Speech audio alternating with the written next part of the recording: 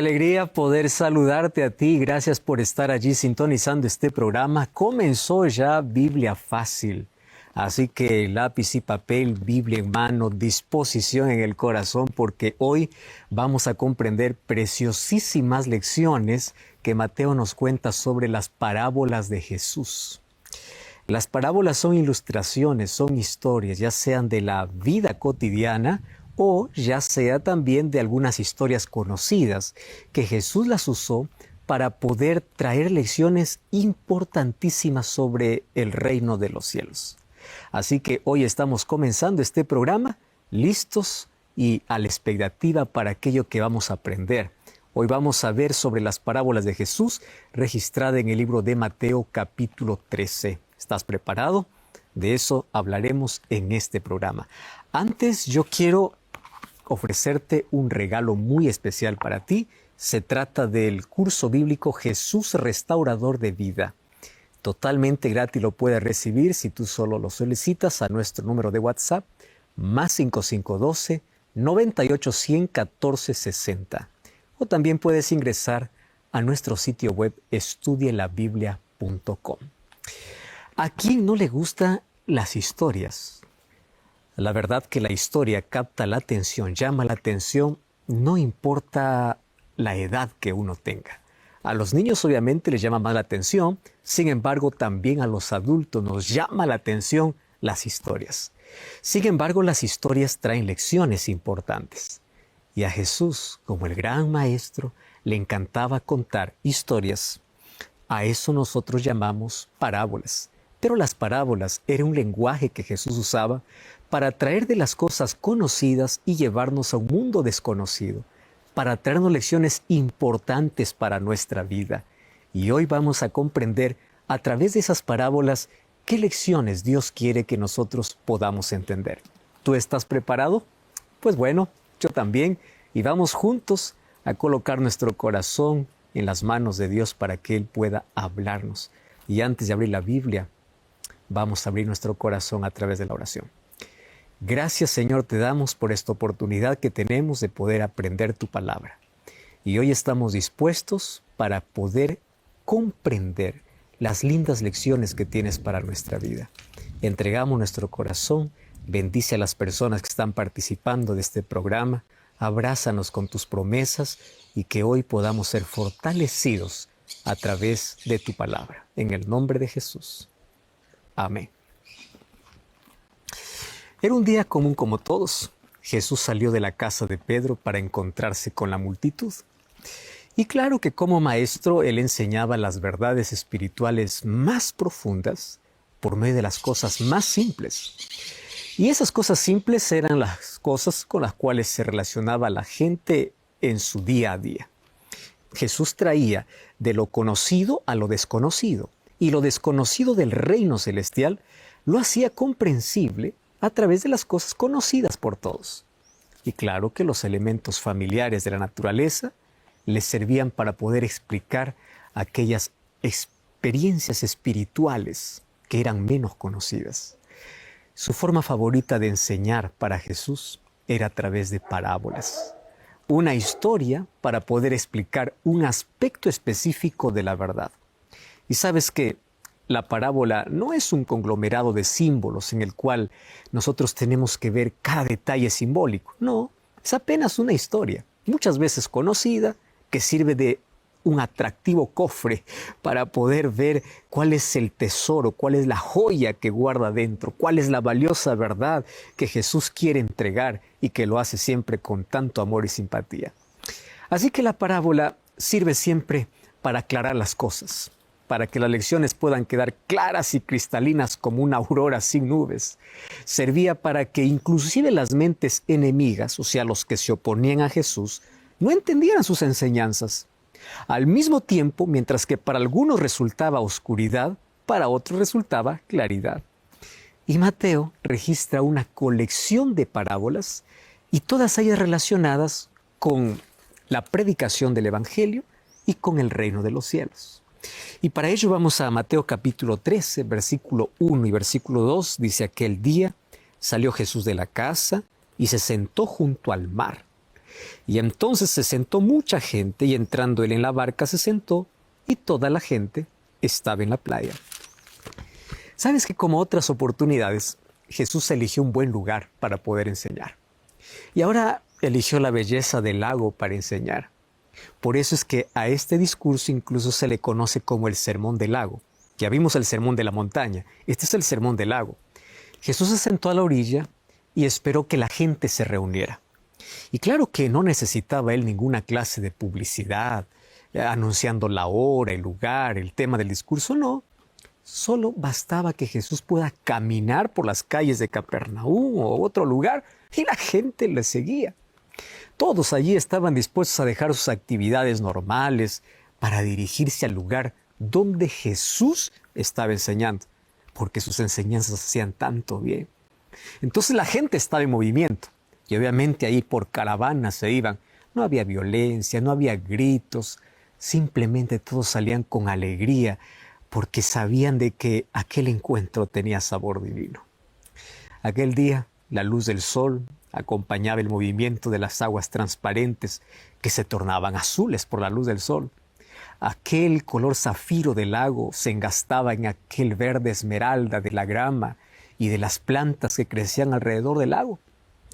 Y Jesús obviamente que ya no pudo permanecer sentado a la orilla. Por eso, porque había tanta gente y en ese momento Jesús decide mejor subir a una barca. Y allí los discípulos iban y venían y estaban todos organizando a la gente. Estaban acomodando a aquellos que llegaban tarde, aquellos que llegaban atrasados. Y ellos estaban preparando para que todas las condiciones estén buenas para ese encuentro. Dice que Jesús se sentó en el barco y comenzó sus enseñanzas. Y Mateo capítulo 13, versículo 3 al versículo 9, comienza la primera parábola. Y dice así: He aquí, el buen sembrador salió para sembrar. Y mientras sembraba, parte de la semilla cayó junto al camino. Vinieron las aves del cielo y la comieron.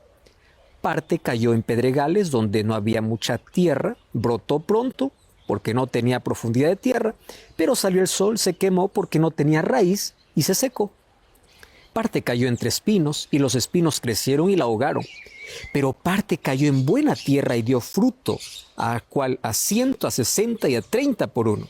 Y termina diciendo así: el que tiene oídos para oír, que oiga.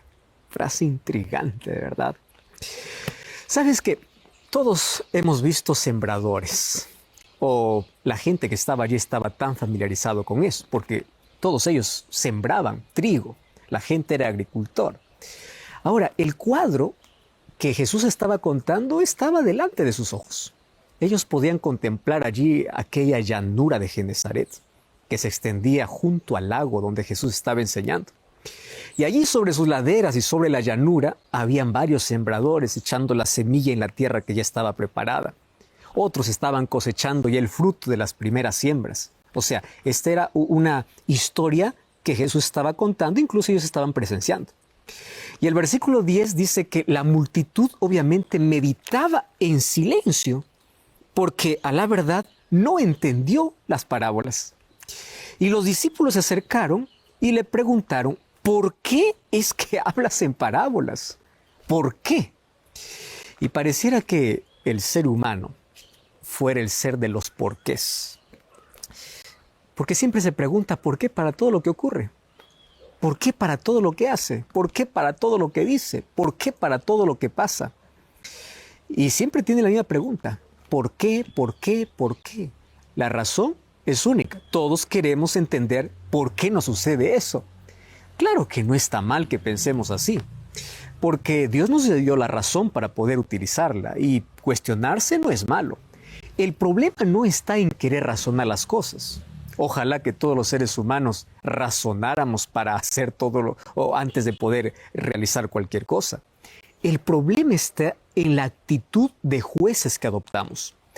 ¿Por qué motivo? Los seres humanos queremos saber por qué para determinar si lo que ocurrió está bien o mal. Por ejemplo, cuando muere un ser querido, ¿por qué? Cuando va mal en el negocio, ¿por qué? Cuando nos enfermamos, ¿por qué? O cuando vemos distante algunas cosas, ¿por qué? Y a veces la pregunta va un poco más allá. ¿Y por qué a mí? Lo que queremos decir es por qué a los otros no les pasa. Mejor que les pase a los otros. Y allí probablemente nuestro racionamiento nos lleve a culpar a Dios que está cometiendo una injusticia. ¿Por qué a mí? Y claro que no hay injusticia, porque las cosas malas ocurren a cualquier persona. Y no es injusticia. Recuerda que todos pecamos y la consecuencia del pecado es la muerte. Mejor sería si nosotros preguntásemos, ¿cómo? ¿Cómo podemos resolver esto? ¿O cómo podemos solucionar esto? Sabes que el mayor problema en nuestra vida es el pecado. Y el pecado se elimina solamente cuando nos arrepentimos y aceptamos el sacrificio de Cristo por nosotros. Pero volvamos a la pregunta inicial.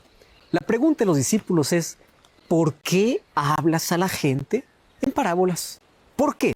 Y el versículo 11, Jesús responde y dice así, porque a vosotros os he dado saber los misterios del reino de los cielos, mas a ellos no. Y uno lee este texto y dice, pero esto es una injusticia, esto es una discriminación. ¿Acaso Jesús no había venido aquí con el interés de que todas las personas que escuchan lo puedan entender? Claro, ese es el interés de Cristo, pero va a depender de la sensibilidad espiritual. Y sensibilidad espiritual no todos lo tienen. Tú sabes que aquel que tenga sensibilidad espiritual se le dará más y tendrá en abundancia. Ustedes quieren saber, por eso es que a ustedes se les es dado conocer. Eso es lo que está diciendo Jesús para los discípulos. Y todos aquellos que busquen de manera sincera entender las enseñanzas de Jesús, le entenderán. Así como Jesús explicó a los discípulos, el Espíritu Santo explicará, abrirá el entendimiento de todos aquellos que con honestidad quieren aprender y entender. ¿Por qué? Porque esta verdad está abierta solamente para aquel que quiere entender. Pero para aquel que no quiere entender, aún viendo, no entiende. Eso es lo que Jesús está diciendo. Yo estoy diciendo claro, pero algunos no entienden. ¿Por qué? Porque su mente está cerrada. Y tú sabes que los profetas ya en el Antiguo Testamento hablaron de esta realidad. Y esto obviamente aquí se está repitiendo. Por ejemplo, cuando vamos a Jeremías, capítulo 5, versículo 21 al 23, allí dice, oíd ahora, pueblo necio y sin corazón, tiene ojos y no ve, tiene oídos y no oye. El profeta Ezequiel ya habló en el capítulo 12, versículo 2. Dice, hijo de hombre, tú que habitas en una casa rebelde, de los cuales tienen ojos para ver, pero no ven. Tienen oídos para oír, pero no oyen, porque son rebeldes. Presta atención aquí. La rebeldía y el corazón falso cierran la sensibilidad espiritual. Tú puedes escuchar las palabras, pero falta esa actitud sumisa para obedecerlas. Por eso es que todos, aunque oyen, no entienden. Solo aquel que quiere hacer la voluntad de Dios es aquel que va a entender correctamente. Y claro que también aquí se cumple en ellos lo que el profeta Isaías ya profetizó para el pueblo en su tiempo. En Isaías capítulo 6, versículo 9 y versículo 10. Allí dice, por mucho que oigan, pues no entenderán. Por mucho que vean, no percibirán. Porque el corazón de este pueblo se ha vuelto insensible. ¡Wow! Se han embotado los oídos. Se les ha cerrado los ojos. De lo contrario, verían con los ojos, oirían con los oídos, entenderían con el corazón y se convertirían y yo los sanaría. ¿Te das cuenta que entender tiene que ver con arrepentimiento? Y sabes que la insensibilidad espiritual es como la ceguera. El ciego no ve y pierde contacto directo con la realidad física. Así también el insensible no siente y pierde contacto directo con la realidad espiritual de lo divino. El que siente las cosas de Dios es un ser humano abierto al Espíritu de Dios. Porque el ser humano reducido solamente a sentir las cosas humanas no entiende las cosas espirituales, aun cuando el Espíritu Santo trabaje. Esto le parece que es una locura. Entonces, el modo espiritual de sentir surge cuando tú tienes una relación sumisa a Dios. Y esto surge de manera natural, así como surge el pensamiento del cerebro. Y ahora Jesús dice para sus discípulos, ustedes son dichosos. Dichosos porque ven y oyen. ¿Qué cosa es lo que veían? ¿Qué cosa es lo que oían? Lo que los profetas anunciaron.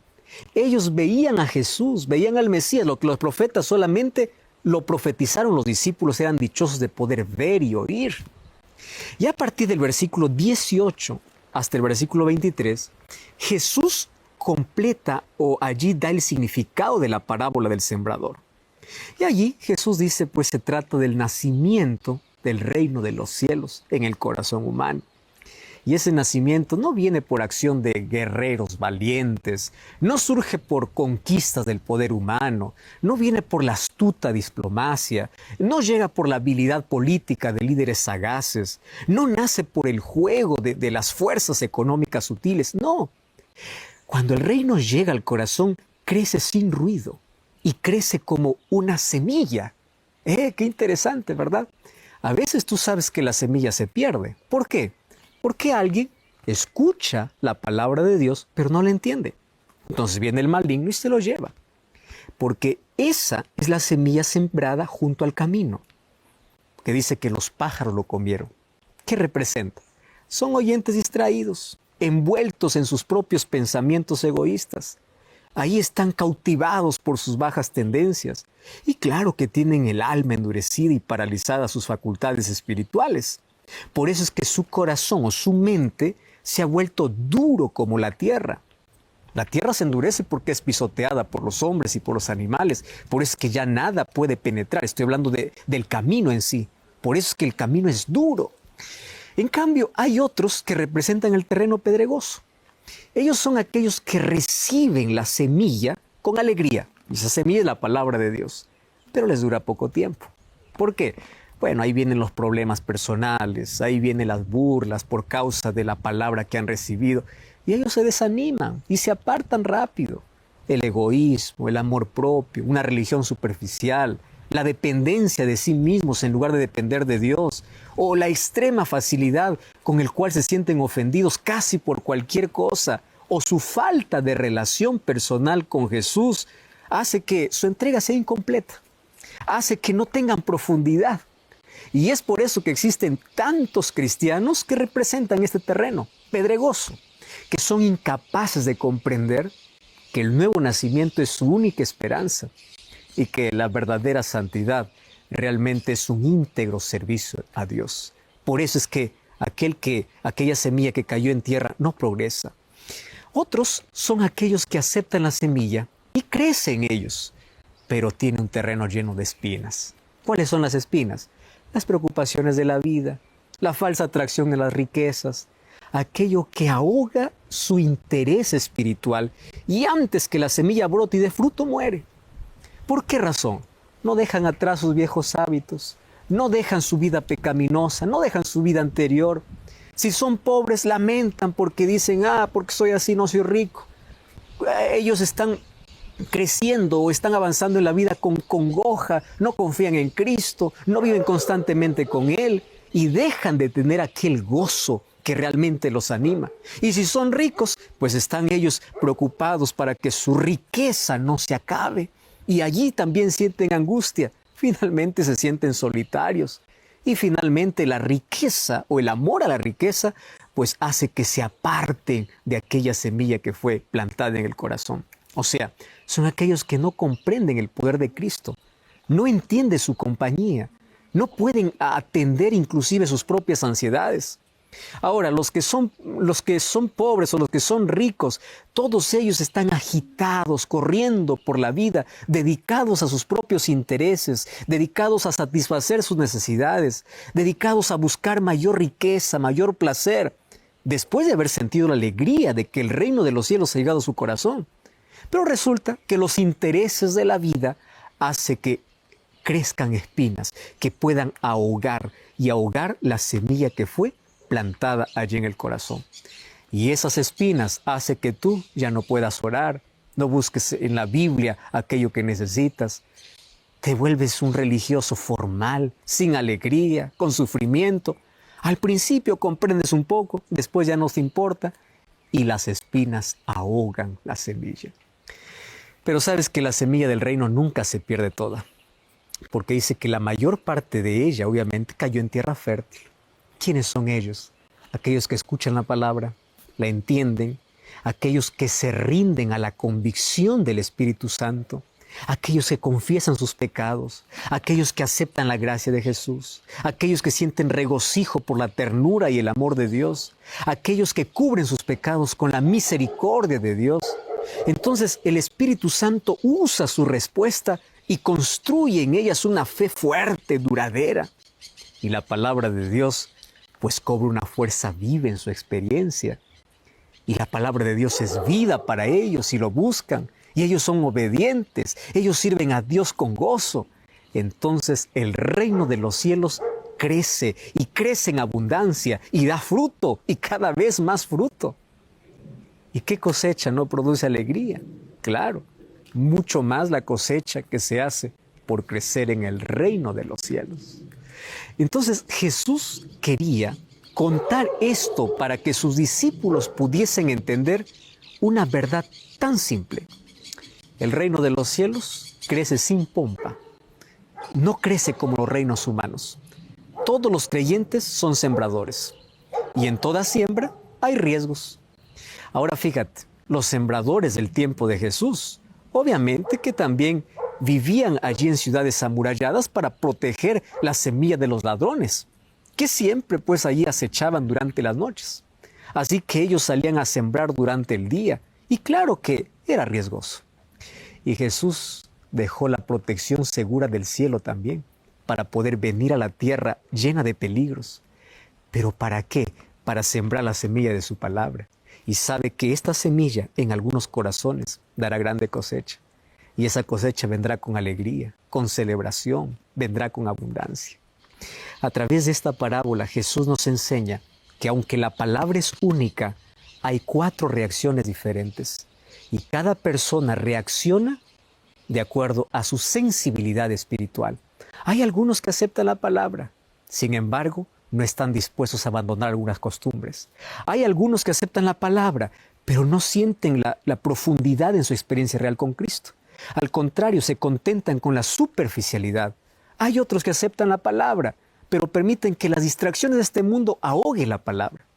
Sin embargo, ese terreno fértil que acepta la palabra, vive de acuerdo a la palabra, obedece a la palabra, crece en la palabra, es aquel terreno que Dios está buscando. La pregunta es, ¿cuál de estos 4 corazones representa tu vida? ¿Cuál de estos 4 terrenos representa tu vida? ¿Eres buena tierra? ¿Estás permitiendo que la palabra de Dios pueda crecer en tu vida? Bueno, pero es apenas la primera parábola. Y luego Mateo nos continúa hablando que Jesús contó aquel día otras parábolas. Ahora veamos la siguiente parábola.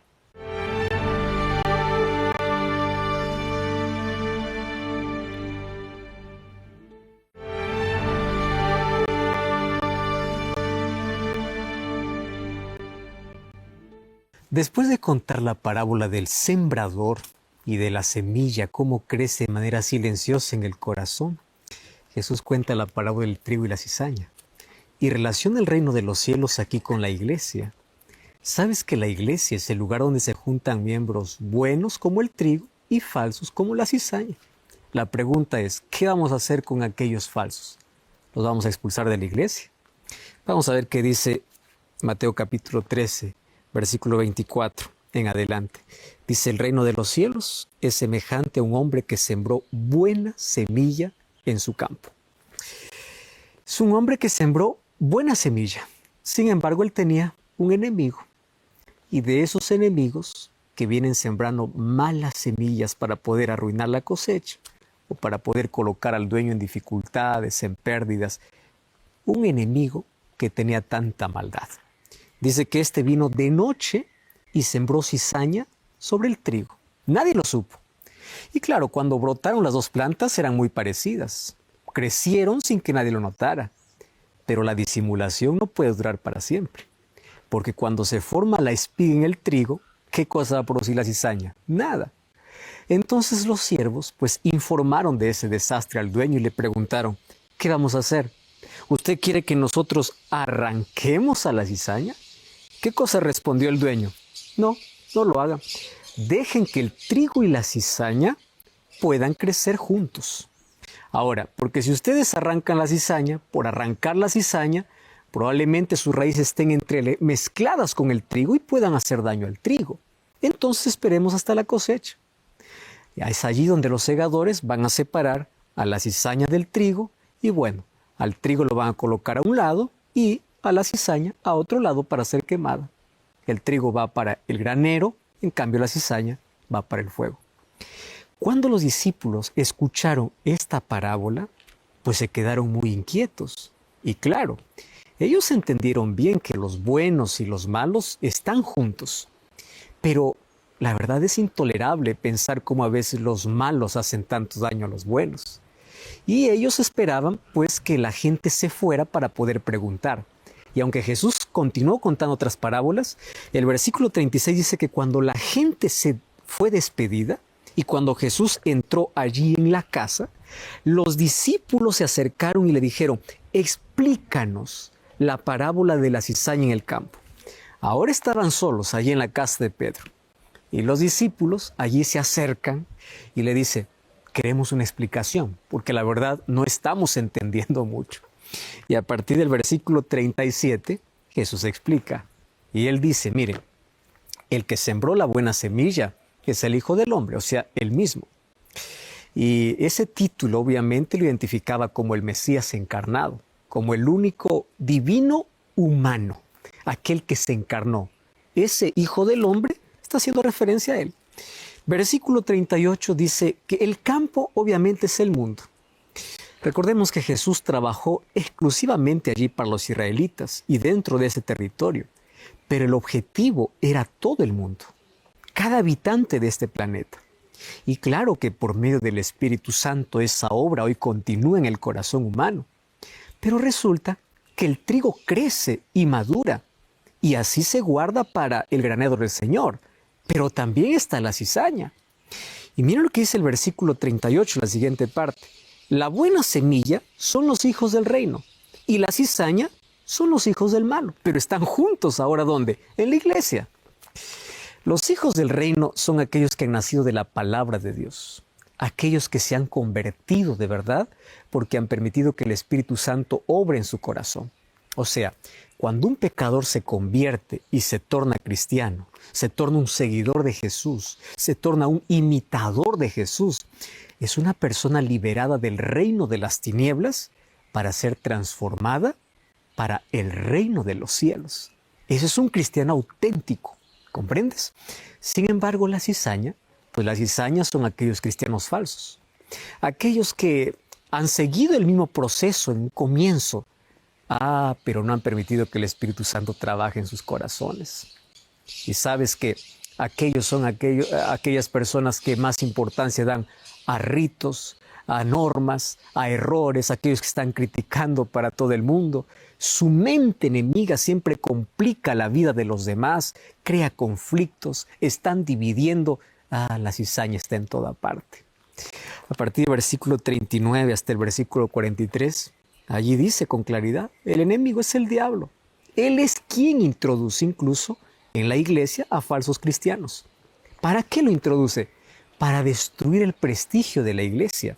Y muchas veces lo consigue, porque al colocar a personas que dicen ser cristianas, pero tienen un carácter contrario a la de un cristiano, ¿qué cosa están haciendo? Deshonrar a Dios. Y están poniendo en peligro la salvación de muchas personas. Muchas personas miran ese conducto y dicen, no, yo no quiero ser cristiano, porque su obra es una obra de maldad, de confusión. Ahí está la cizaña, ¿entiendes? Ahora, la siga que habla la parábola es el juicio final de este mundo. O sea, cuando el trigo y la cizaña serán definitivamente separados, cada uno a su destino, que es totalmente diferente, eso ocurrirá en la siega del fin del mundo. ¿Y quiénes son los segadores? Pues los ángeles.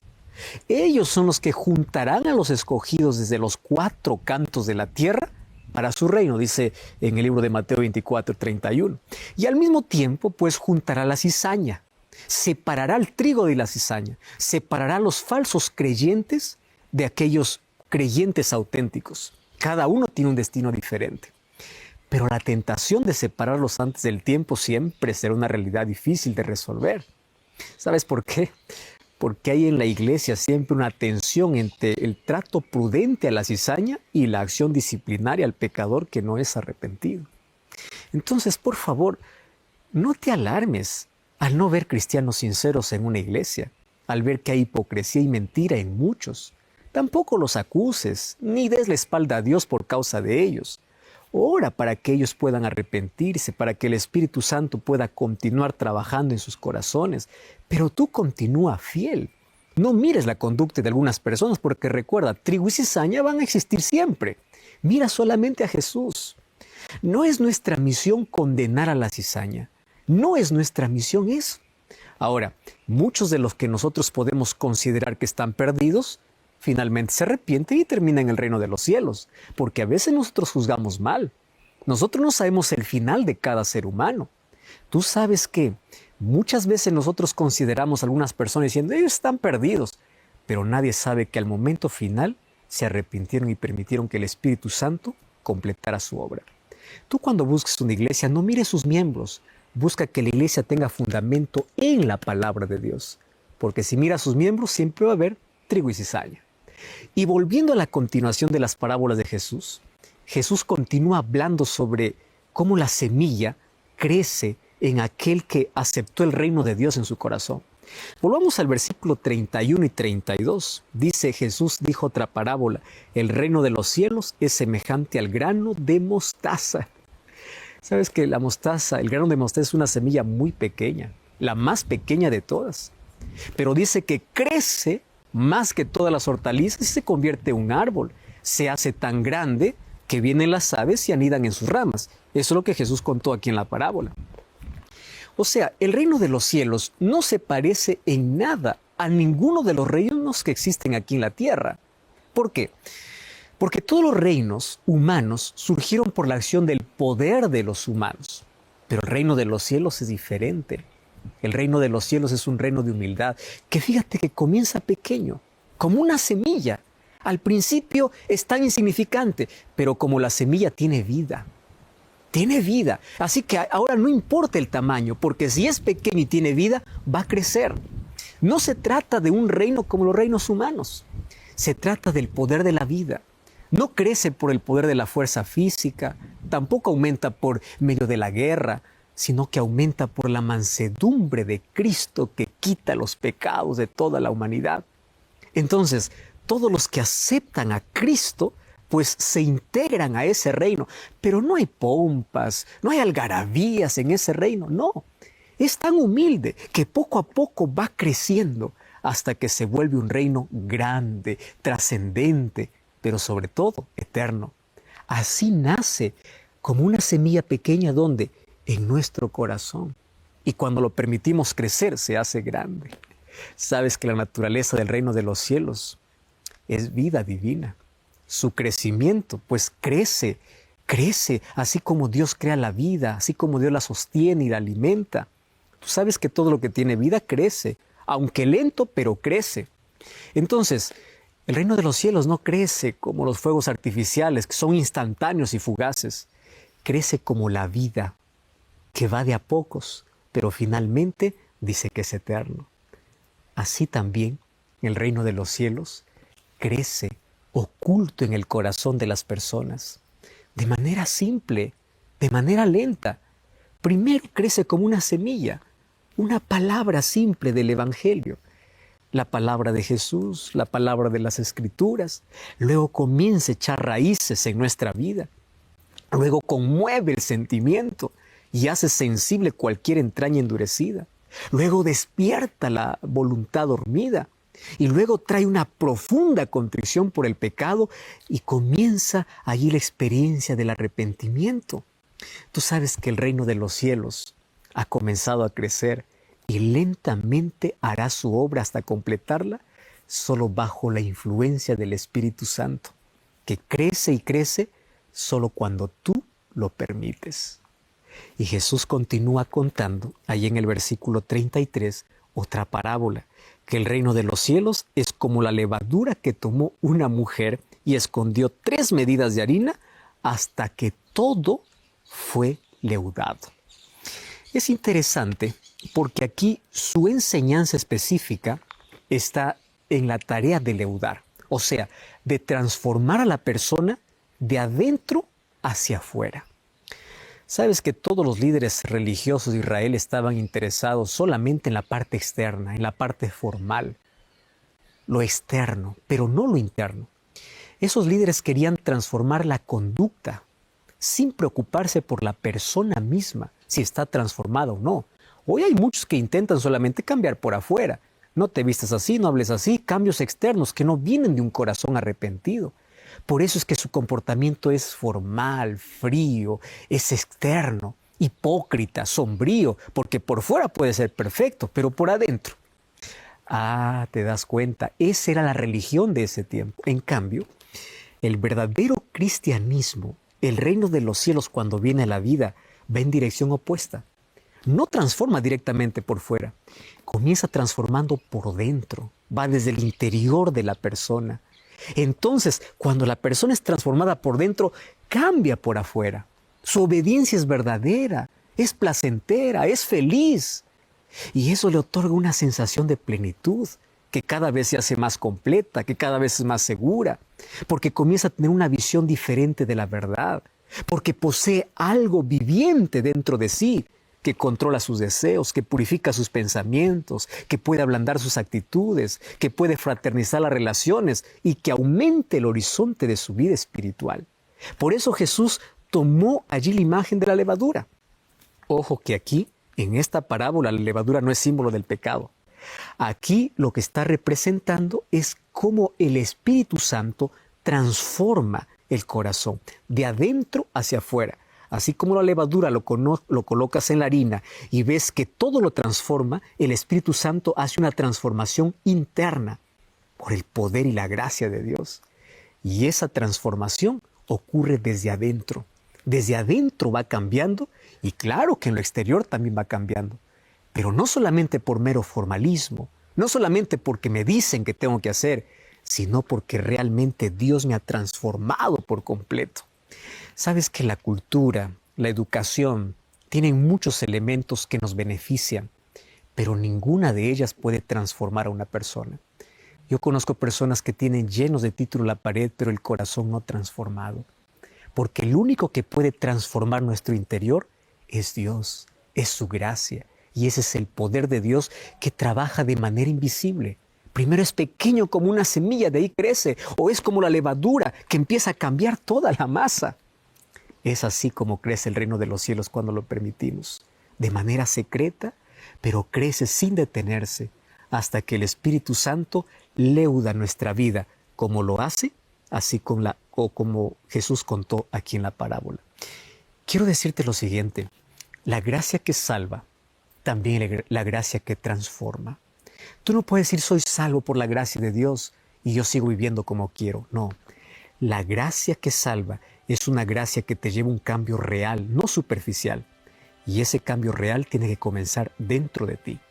Eso es lo que Jesús quiso enseñar con esta parábola. Ahora vayamos a la parte final de Mateo capítulo 13, que hay dos lecciones importantísimas por aprender.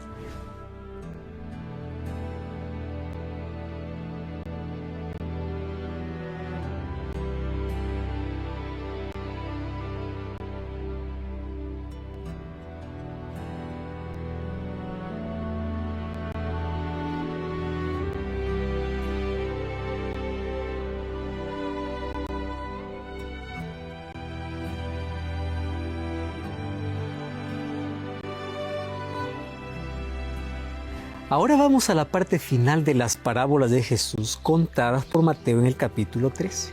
A partir del versículo 44 hasta el versículo 50, una pregunta. ¿Cuánto vale el reino de los cielos? ¿Se puede comprar? ¿Hay que pagar algo? ¿Acaso el reino de los cielos no es un regalo? Claro que lo es. Como es la salvación, como es el evangelio, como es la vida eterna, solo por gracia de Dios. Pero ¿sabías que de todas maneras hay que comprarlo? ¿Cómo así? Claro, hay que pagar un precio. Solo que ese precio no se trata de dinero. No se compra con valores corruptibles como el oro, como la plata. Por ser un reino espiritual, su valor no se mide por cosas materiales. Por eso hay que comprender de qué valor está hablando aquí para poder comprar, porque aquí nos está diciendo a través de dos parábolas que tiene un precio. Y estas últimas parábolas del reino tienen aquella enseñanza necesaria para saber primero a valorar el reino de los cielos y a pagar su precio real para poder poseerlo. La primera parábola es la parábola del tesoro escondido. Versículo 44 dice que el reino de los cielos es como un tesoro escondido en un campo, que un hombre la descubrió y lleno de alegría va, vende todo lo que tiene y compra aquel campo. Ojo, compra. ¿Y ese tesoro quién es? Ahora lo vamos a descubrir. Fíjate lo que sucede. No era raro que se encontraran tesoros escondidos en campos abandonados. Por eso esto era una historia familiar para la gente. Habían muchos que usaban este recurso para poder proteger sus riquezas.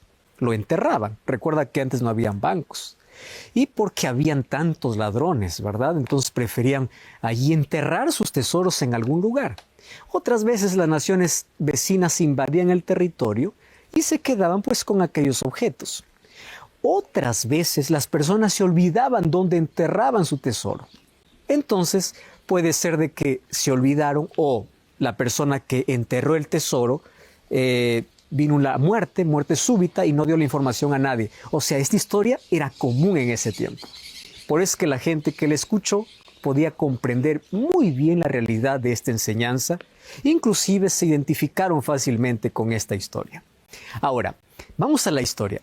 El hombre que encontró el tesoro era un simple trabajador, como casi todos ellos. Y claro que él no estaba buscando un tesoro. Él simplemente trabajaba en un terreno ajeno. Ese terreno había sido alquilado y trabajaba para poder mantener a su familia. Lo hacía con mucho esfuerzo, era responsable. Mientras él está arando la tierra, su arado choca con algo que el ojo humano no puede ver a simple vista. Entonces comienza a cavar y se encuentra con un tesoro. Imagínate en ese momento, por su mente pasa la mayor alegría de una a otra. Según las costumbres de ese entonces, pues el tesoro era del dueño del terreno, ¿verdad? Pero él no quiere perder ese tesoro, pero tampoco quiere obtenerlo de manera ilegal, él no quiere robarlo. Y solamente había una manera de hacer las cosas correctas. ¿Cuál era la manera de hacer las cosas correctas? Pues comprar todo el terreno.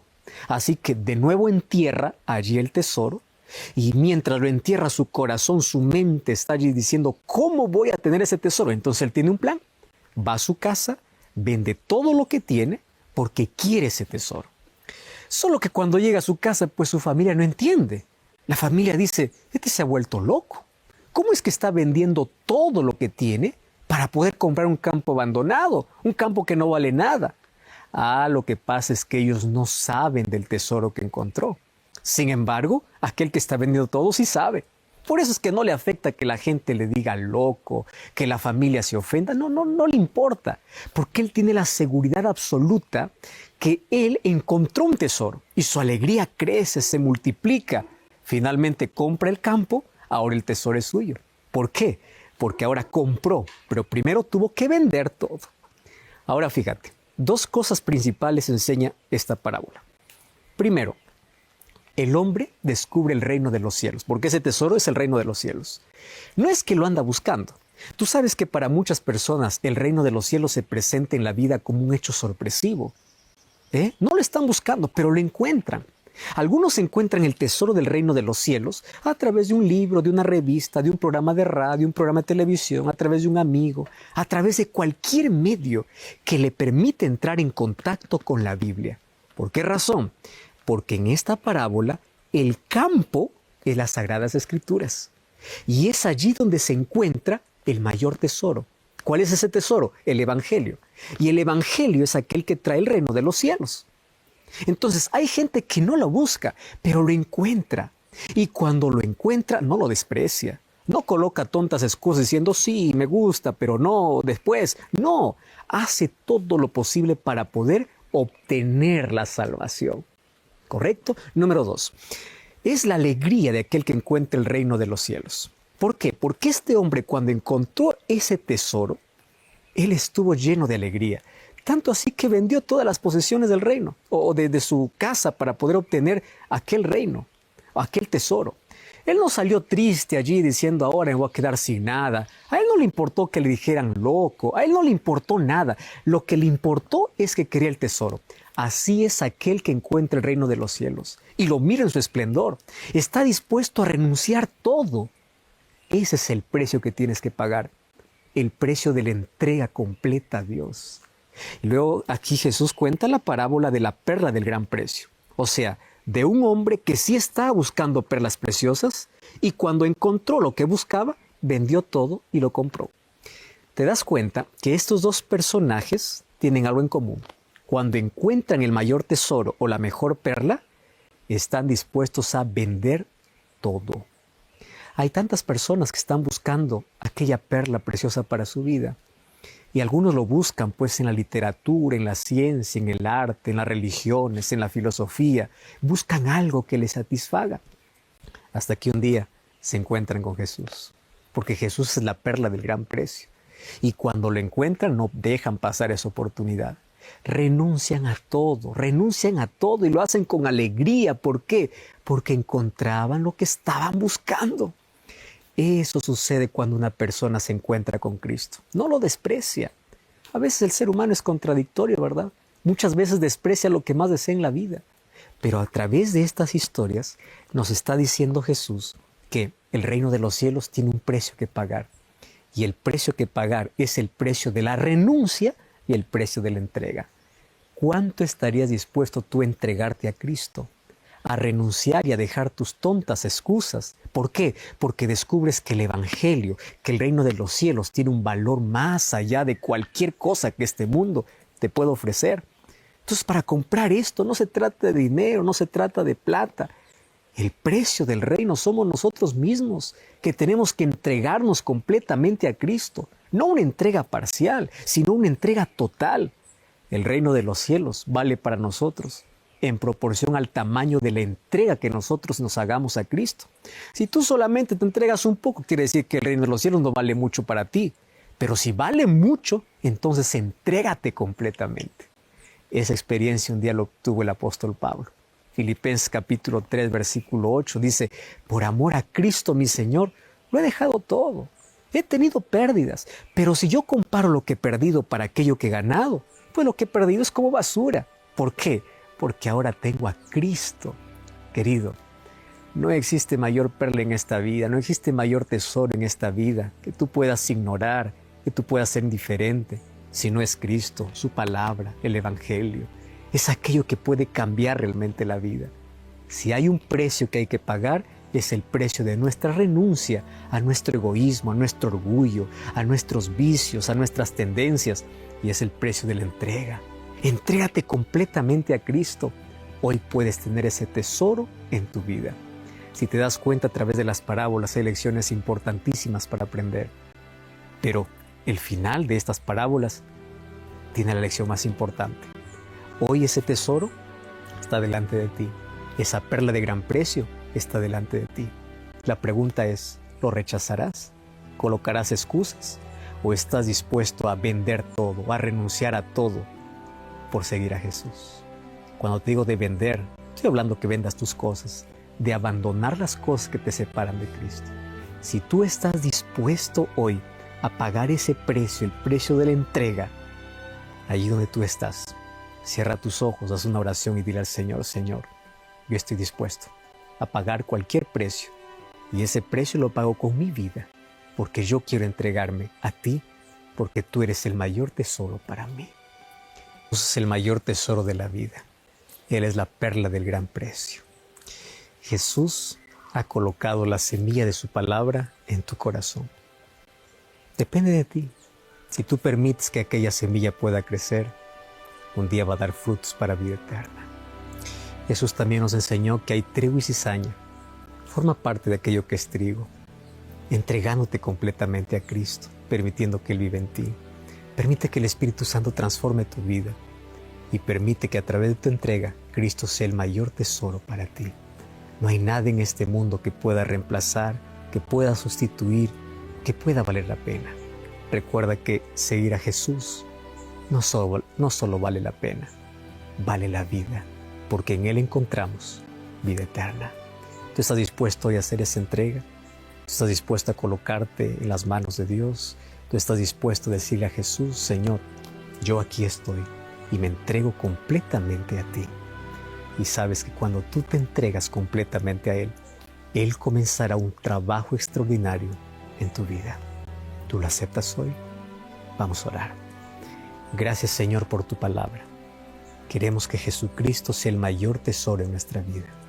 Aceptamos que el Espíritu Santo comience un trabajo, ese trabajo lindo, esa obra maravillosa de colocar tu palabra en nuestro corazón, que nos pueda conducir al arrepentimiento y que al final podamos encontrar la vida eterna en ti. Acepta nuestra entrega en el nombre de Jesús.